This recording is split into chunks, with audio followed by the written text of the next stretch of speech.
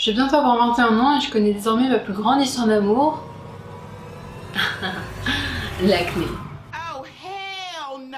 Ça fait depuis que je suis au collège que je me coltine des montagnes sur mon menton et sur mes petits yeux. Et là, je commence à en avoir marre. L'acné, c'est un des seuls problèmes de peau où les gens se permettent de donner des conseils alors qu'ils n'y connaissent rien. Le nombre de fois on m'est venu me voir. Non mais tu sais en fait pour traiter l'acné il suffit juste de la nettoyer 2 fois par jour matin et soir et de mettre de la crème. Ma fille elle fait ça, ça marche très bien, elle a 15 ans. J'ai envie de tout casser. Parce que Caroline, rassure-toi que si c'était la solution miracle, eh ben j'aurais plus d'acné depuis belle lurette.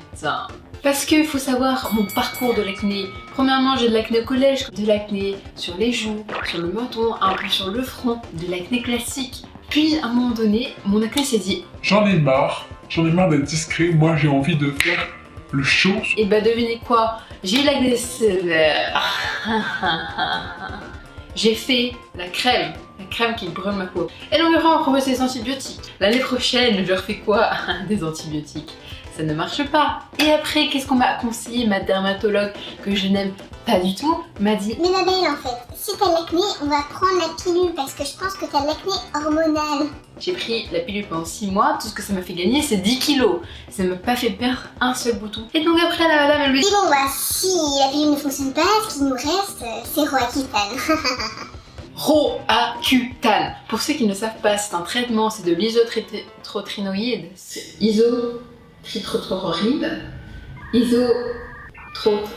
Whatever. Je veux vous lister les effets secondaires que j'ai eu lors de Roaccutane pour m'enlever mon acné. Parce que à savoir, c'est un traitement très agressif sur le point de la peau, mais aussi sur le point de la santé mentale.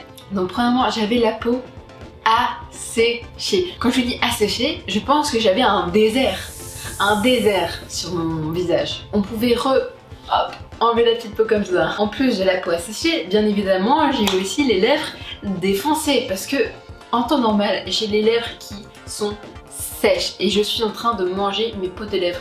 Au lieu de me rogner mes ongles, je mange mes peaux de lèvres. Enfin, je les consomme pas, attention. Je les arrache comme ça.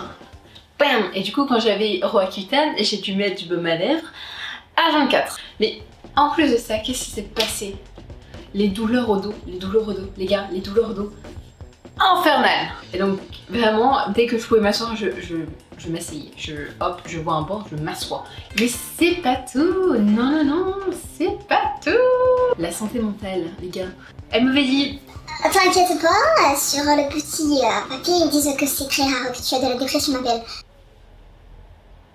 il faut savoir que quand tu es une femme et que tu es en capacité de procréer, tu dois faire des prises de sang tous les mois. Tous les samedis matins, j'étais là en mode yo, c'est moi, prise de sang, qui me sang pour considérer que je ne suis pas enceinte. C'était un enfer parce qu'il faut savoir que moi j'ai la phobie du sang et des aiguilles. Bah devinez quoi, une prise de sang ça combine les deux. Trop bien. Aussi à noter que quand vous prenez ce traitement-là, vous ne pouvez pas vous exposer au soleil. Si vous avez envie d'aller faire des vacances en plein soleil, non, à moins que vous mettez de la crème solaire toutes les heures. Maintenant passons au point positif de Roaccutane. Mes cheveux étaient magnifiques. Ils étaient doux, ils étaient pas gras dès le premier jour, ils étaient parfaits. Mais après, tous les effets négatifs, est-ce que ça en vaut la peine? Bon, vous me direz dans les commentaires. Et après, sinon, pendant je pense 6 mois après le traitement, je n'avais plus d'acné. C'était incroyable. Je me sentais fraîche. J'essayais pas de trouver des angles bizarres pour prendre des photos pour essayer de cacher mes boutons.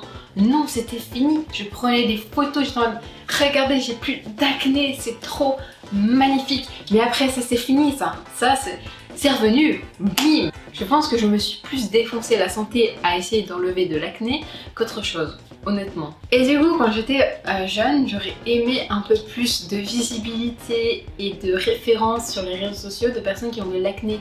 Parce que moi, dès que j'allais sur Instagram et que je voyais des peaux parfaites, forcément, ça ne m'aidait pas du tout dans mon processus d'acceptation de soi. Voilà, donc cette vidéo était à but humoristique plus ou moins, de vous montrer mon expérience avec de l'acné depuis 10 ans bientôt, lol. Donc moi c'était plaisir, prenez soin de vous, n'hésitez pas à vous abonner, ça me ferait hyper plaisir. Là je pense qu'on en est presque 300 sur ma chaîne, donc merci beaucoup à les personnes qui se sont abonnées récemment. Et n'hésitez pas à lâcher un like aussi si ça vous a plu, un commentaire si ça vous a plu, plus. Et moi je vous dis à la prochaine vidéo. C'était Montyr, ciao, tchuss.